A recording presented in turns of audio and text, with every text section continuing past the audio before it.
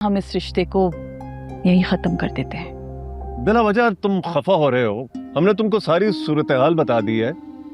मेरे ख्याल में मजीद वजाहत की जरूरत नहीं है।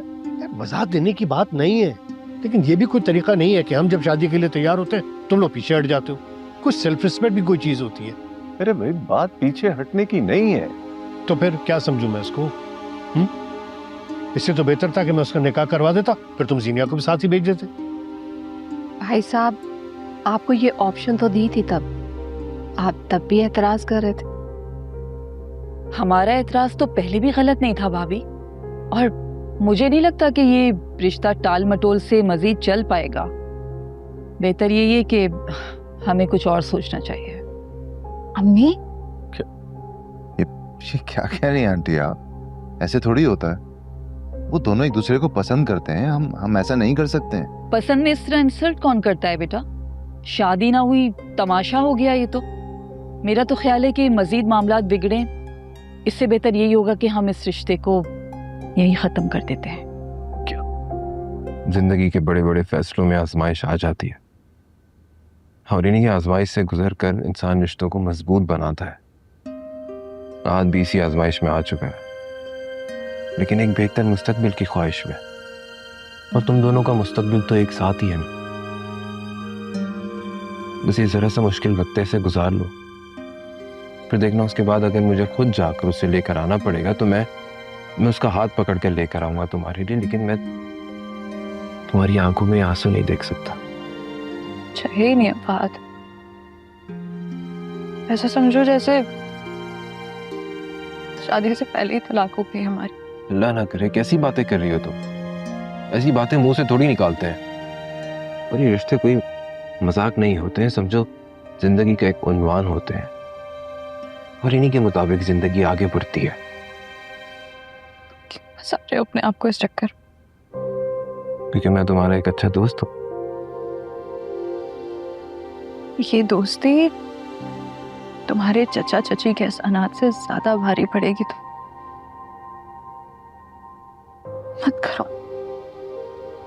तुम्हारी दोस्ती का बोझ चचा चची के एहसानात के बोझ से कहीं ज्यादा बढ़कर है, और मैं ये बोझ जिंदगी पर उठाए रखना चाहता हूँ। तुम्हारी बात से फहद भी बहुत हर्ट हुआ है। तुम्हारे लिए बेहतर ये होगा कि अपने घर पर फोकस करो। आप ये कहना चाह रहे हैं कि मैं यहाँ आना छोड़ दूं? ठीक है, नहीं आऊंगी। ये मेरे घर में होता क्या जा रहा है? क्यों तमाशा बना रहे हो तुम? बस मुझे ही कहें आप, अपने बेटे को आप कुछ नहीं कह सकती। देख नहीं रहे वो किस तरह मुझसे बात कर रहा है? और आयला, तुम बताओ, मैंने जीनिया से ऐसा क्या कह दिया था जो फहद और साहब दोनों मुझसे नफरत करने लग गए? इस मामले में तुम्हें आयला को घसीटने की क्या जरूरत है? मैं तुम्हारा बड़ा भाई हूँ, तुम्हें कुछ भी नहीं कह सकता क्या मैं? बस बस, शादी डिले होने का इल्जाम भी मेरे ऊपर ही लग रहा है। बड़े भाई हैं आप मेरे। वाह। कोई किसी पे इल्जाम नहीं लगा रहा है। अल्लाह के यहाँ जो दिन मुकर्रर है उसे कोई नहीं बदल सकता। आयला, तुम ऐसा करो कि कुछ दिन के लिए अम्मी की तरफ चली जाओ। मेरा ख्याल है कि जिस तरह तुम सबको समझा सकते हो, ऐसे हम नहीं समझा सकते। फहद से बात कर लो। फहद ने मुझे यहाँ भेजा है, बहुत परेशान है, उसे फिक्र होती है तुम्हारी नाराजगी बर्दाश्त नहीं कर सकता वो। अंबर का धोखेबाज, फ्रॉडिया है वो। उसे किसी चीज की परवाह नहीं है सिवाय अपने करियर की, बस। सीना, किसके लिए कर रहा है वो ये सब कुछ? हमारे लिए कर रहा है ना। अब साथ को ही देख लो, इतना बड़ा बिजनेस संभालते हैं, कभी मुल्क में होते हैं, कभी नहीं होते, कभी मुझे उनका वक्त मिलता है, कभी नहीं मिलता। लेकिन कभी अगर मैं छोटी ख्वाहिश का भी इजहार करती हूँ ना, फौरन से पूरी कर देते हैं।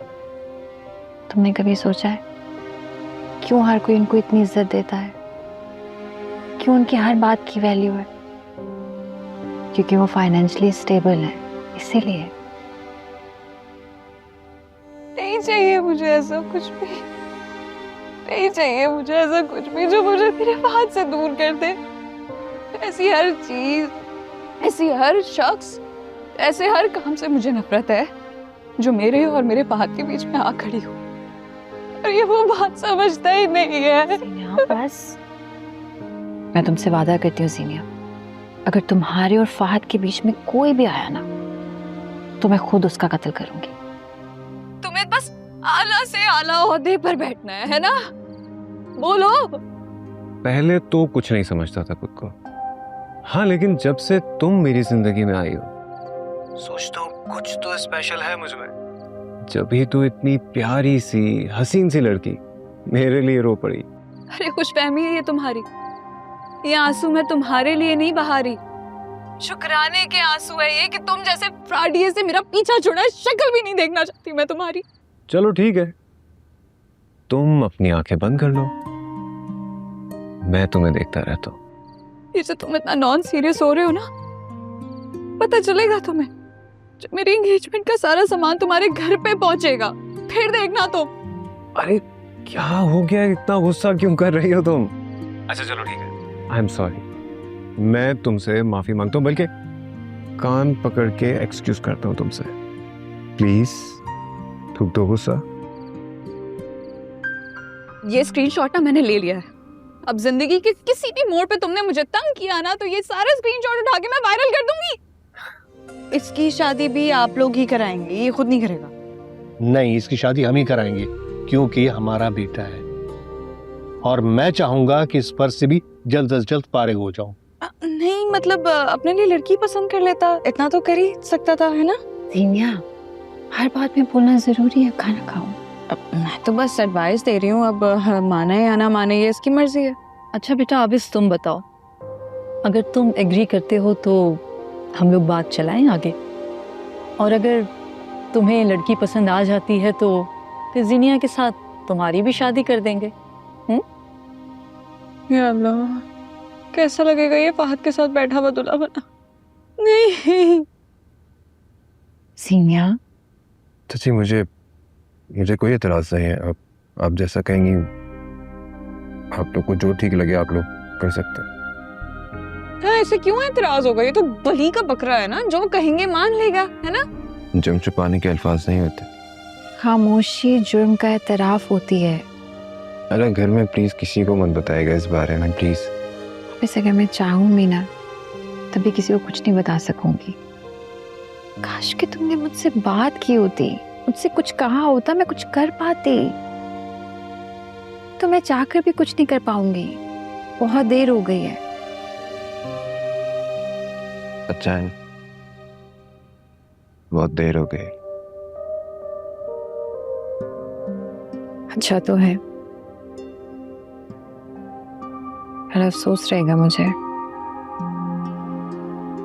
पर एक बार तो कहा होता, शायद मैं कुछ कर पाती। तो फिर जीनिया की और आबिस की साथ शादी कर दें।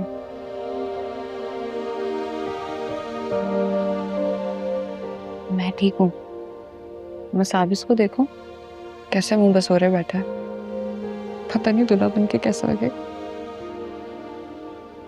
भाभी हिबा कहाँ है? उसको तो बुलाएं, कहाँ है वो? उससे भी मुलाकात कर लें। ये लीजिए, आपने मेरी बेटी को याद किया और ये आ गई। वालेकुम अस्सलाम। बेटा आप कहाँ थी? हम तो इतनी देर से आपका इंतजार कर रहे थे। आजकल ना इसके एग्जाम्स चल रहे हैं, हमें भी ना ये घर में कमी दिखाई देती है, और ऊपर से इसका कुकिंग का शौक। भाई वाह। अरे वाह, आप इसको तो हेल्प करने की बहुत आदत है, तुम्हारा तो आधे से ज्यादा काम यही कर दिया करेगा। अरे ये तो हमारे घर की रौनक है। हम चाह रहे हैं कि जब इसकी रुखसती हो तो एक बहू फौरन हमारे पास आ जाए ताकि इसकी कमी हमें महसूस ना हो। बिजनेस के अलावा आपकी क्या एक्टिविटीज हैं? मेरा मतलब है सोशल एक्टिविटीज।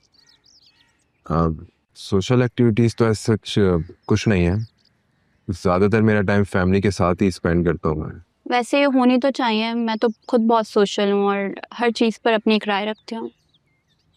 हाँ, राय रखना अच्छी बात है, मीन राय रखना सबका हक है, बट मैं अपनी फैमिली से कोई इख्तिलाफ नहीं रखता हूँ, स्पेशली चचा चची से तो बिल्कुल भी नहीं। मतलब जो उन्होंने कहा आपने मान लिया, आपकी अपनी खुद की कोई पसंद नापसंद नहीं है?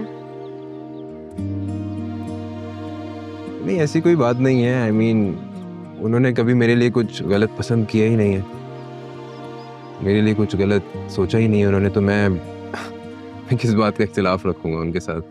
बड़ों का एहतराम अपनी जगह है, लेकिन इंसान की अपनी पर्सनल लाइफ भी मैटर करती है। हिबा कैसी लगी?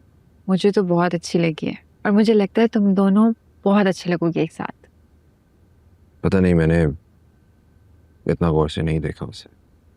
देखा नहीं मतलब? भेजा था ना बाहर बात करने के लिए, जान सको समझ सको एक दूसरे को, बात नहीं की, देखा नहीं? पता नहीं क्यों आयला, मगर मेरा इस हवाले से किसी को देखने का दिल ही नहीं चाहता। आबिस, अगर देखोगे नहीं तो चाहोगे कैसे? हमारी जिंदगी में जो कुछ भी हो रहा है शायद वही तुम्हारे लिए बेहतर है। जहाँ तक जीनिया की बात है, जीनिया और तुम्हारा मिजाज एक दूसरे से बहुत मुख्तलिफ है। हो सकता है सीनिया के तुम्हारी जिंदगी में आ जाने से तुम्हें परेशानी होती, तुम हैंडल ना कर पाते। अगर हिबा बहुत समझदार, बहुत सुलझी हुई लड़की है। फहद से क्या कहा है तुमने कि मेरी शादी होने वाली है, रिश्ता पक्का करा है? सीरियसली? तो सच ही तो कहा है, गलत क्या इसमें? देखने गए थे ना हिबा को? रिश्ता देखने गए थे, बात पक्की नहीं हुई है। Come on. अच्छा, शर्मा तो तुम इतना रहे थे कि बस एक रुमाल देने की कमी रह गई, वो भी लाल रंग का। जीनिया, तुम अच्छे तरीके से जानती हो कि मैं सिर्फ चचा चची के कहने पर वहां गया था, बात पक्की नहीं हुई है अभी। ओह, तो तुम्हें लड़की पसंद नहीं आई? कह दो ना, डर रहे हो क्या? हर कोई तुम्हारी तरह तो नहीं हो सकता ना, बड़े छोटे का लिहाज भी किया जाता है। सीधी सीधी तरह बोल क्यों नहीं देते कि मामले से डरते हो तुम? अगर उनके सामने गुड बॉय नहीं बने तो सारी लग्जरी छिन जाएंगी ना तुमसे, है ना? बहुत कुछ छिन जाने के बाद छिन जाने का खौफ ही नहीं रहता है।